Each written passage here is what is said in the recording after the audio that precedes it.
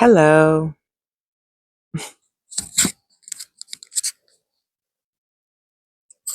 Got a new little mic.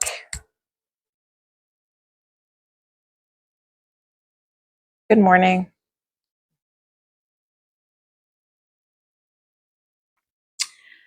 So I want to talk about my healing and spiritual development journey.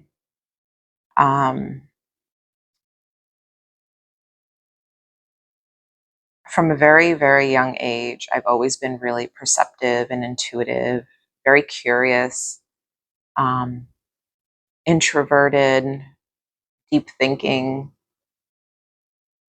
And I do feel that I was wise early on. Um, you know, I saw through, like, I would hear adults argue about politics and go back and forth. And I remember not necessarily knowing what they were talking about, but just like seeing them go back and forth and never coming to a solution. And it felt very divisive. Even at that young age, I felt like these are smart, intelligent adults. And why can't they just like figure out a solution to it? And it seemed like they all wanted the same thing, you know.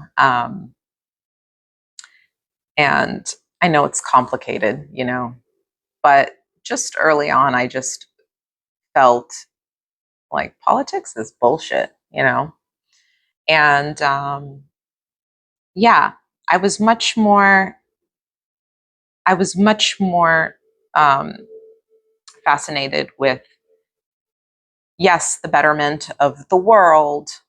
I'm a humanitarian at heart. I'm an Aquarius, and you know, I love humans. I love observing.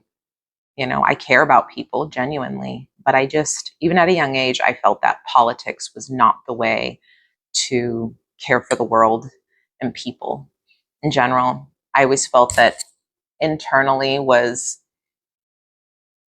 that's the foundation, because we're the ones who create the world. We make up the world. We make up, you know, communities and villages and all of that. So you got to start with the individual. And I think I've always felt that way.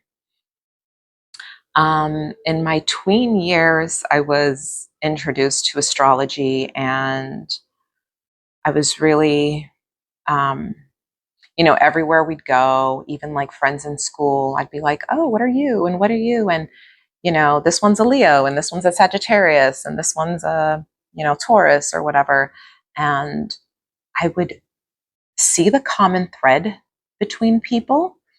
Even if they came, like even if they were completely different, I just knew how to connect the dots. Like there were certain energies that I was able to pick up on, and that actually really helped me on learning about the 12 archetypes in our zodiac.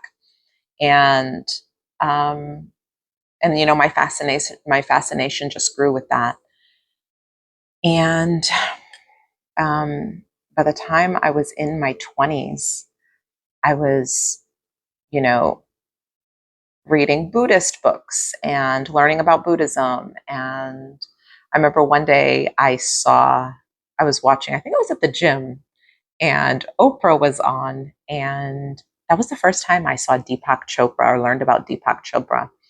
And I know right now there's a lot of controversy around him, but I remember loving what he had to say. And I went out and I bought one of his books, and I really got into the mind, body, soul connection, and, just really learned about that. I would also listen to Alan Watts and, just really learned a lot. And that was my 20s. I've always been someone who sees the silver lining. I've always had like a strong, positive attitude, just naturally, not because I was trying to think positive. It was more, it just came naturally to me. And I think that wisdom will do that. At this point in my 20s, I became a mother to my son at 23, and then once again to my daughter at 29. And when my daughter was 3 months old, I split from my children's father. And at that point, I just wasn't happy anymore. And him and I had really been together for a long time. And, at this point, I was a grown woman and just really entering a time where I no longer wanted to, I guess being aligned with my true wants just became front and center. I found the courage to just say no more. And so, as hard as it was, my daughter was 3 months old, and we went and lived with my parents. And, we were staying in this little tiny room, maybe like an 8 by 8. And, you know, it barely fit the queen bed that I slept in with my son, my daughter's crib, which was like, 5-6 inches away from me. And there was like one little bureau in the corner. And it was really hard. I was really tired. I was a hormonal new mother. I was tired. I didn't really have a lot of breaks. I was working part-time. I did go back to work as a hairstylist part-time. And, I was living with my parents after 10 years. And it wasn't, my parents are wonderful people, but, you know, I, I don't know. That's not where I wanted to be. That's not where I wanted to live, but you do what you got to do. And within 10 months, I bought my first home, and I'm very grateful for that.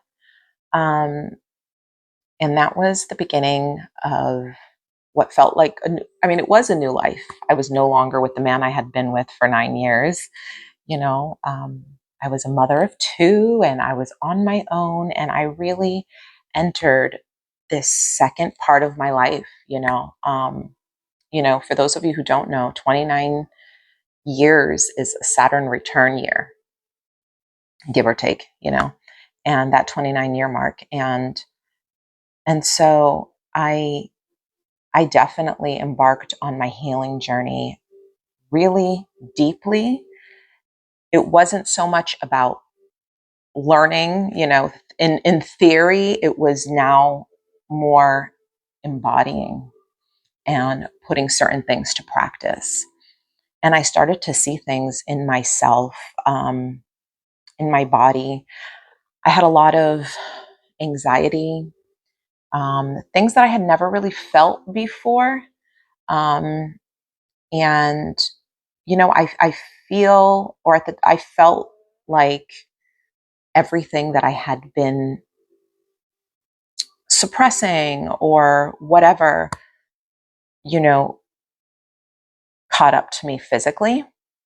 And, that's what ends up happening, right? Anything we suppress comes out in the body. And so this was definitely a time for me where I just said, I'm putting myself above anything and everything. No more people pleasing, no more staying in unaligned relationships. And I had to get really honest with myself, and I took 100% accountability for every situation I was in, and how to get out.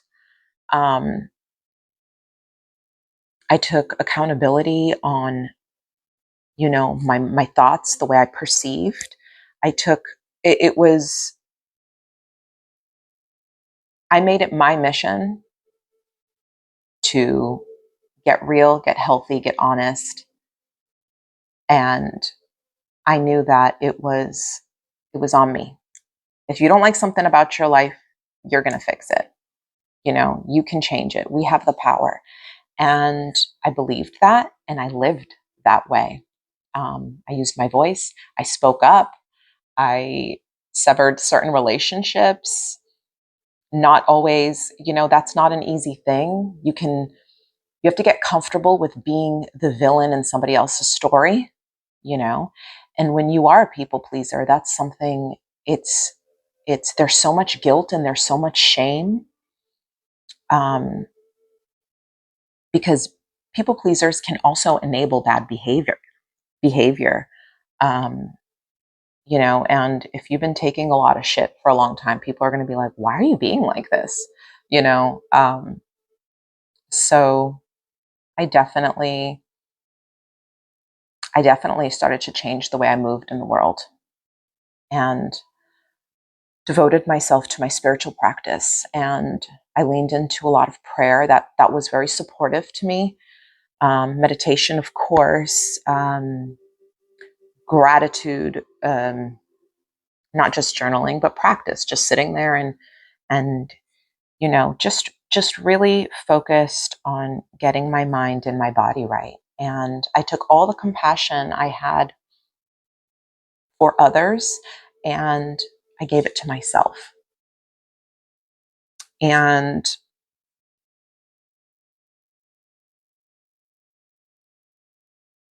during this time, I had entered another relationship that, lasted a few years. And there was a lot of growing and learning in that relationship, thanks to me, because people are sent to you to be tools in your journey and to be your teachers if you're paying attention.